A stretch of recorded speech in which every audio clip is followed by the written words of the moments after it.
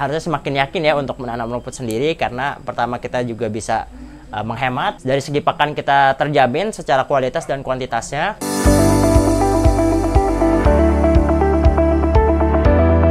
Assalamualaikum warahmatullahi wabarakatuh. Selamat sore Sobat Juragan semuanya.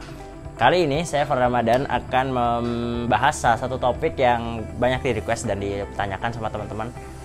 Gimana sih perbandingan biaya atau penghematan biaya yang bisa dilakukan ketika kita menanam rumput sendiri dibandingkan dengan kita misalkan membeli rumput di luaran gitu.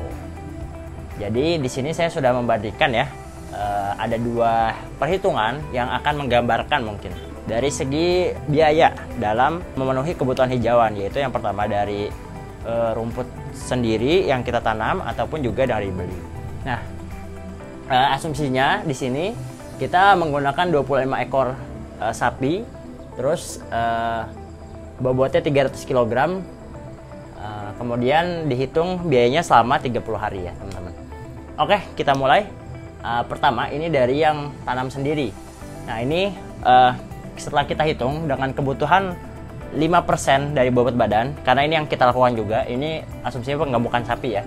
5% itu sudah cukup ketika ditambah konsentrat. Jadi 5% dari bobot sapi dikali 25 ekor kali 30 hari. Nah ini artinya butuh lahan sekitar 3000 meter persegi ya. Dan ini membutuhkan bibit sebanyak 4800 stek.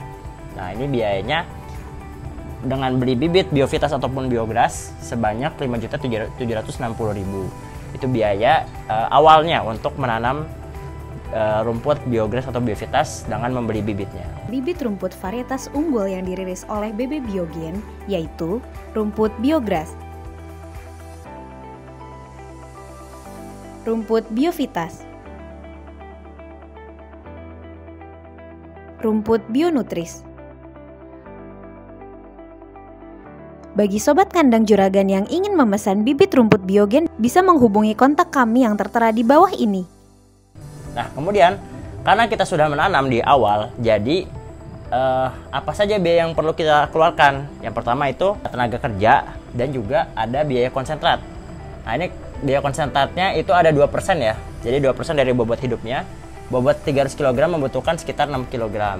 Nah kalau dikali biayanya segini, 13.500.000. Terus untuk tenaga kerjanya itu ada 2 orang, yaitu insya Allah cukup untuk menangani 25 ekor.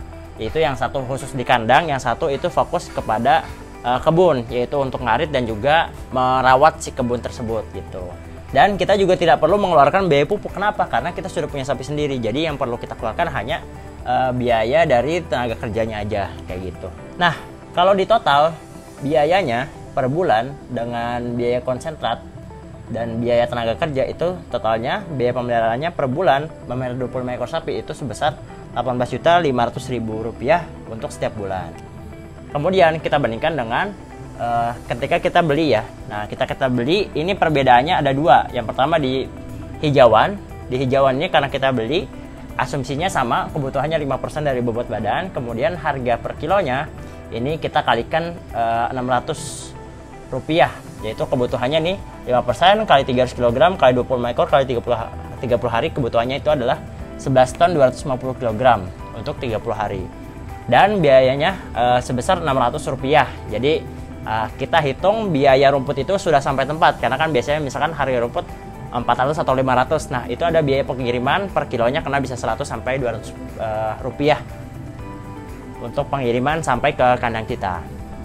Nah kemudian di sini ada biaya konsentrat. Kalau biaya konsentrat sama ya. Jadi kita sudah aplikasikan ini dengan kita 2% per konsentrat itu sudah cukup 5% hijauan gitu untuk pakannya. Ini kita ngomongin soal penggemukan ya teman-teman. Nah, biaya tenaga kerjanya karena kita membeli rumput yang dibutuhkan hanya satu orang ya, satu orang, yaitu kita anggap ini gajinya per bulan Rp2.500.000 gitu. Nah, ketika di total ini hasilnya adalah Rp22.750.000 setiap bulannya. Nah, di sini artinya ketika kita menanam rumput setiap bulannya kita sudah menghemat sebesar Rp4.250.000. Selain itu juga kita bisa memanfaatkan limbah yang kita miliki, yaitu kotoran hewan dari ternak yang kita miliki, yaitu kalau dalam kasus ini adalah sapi.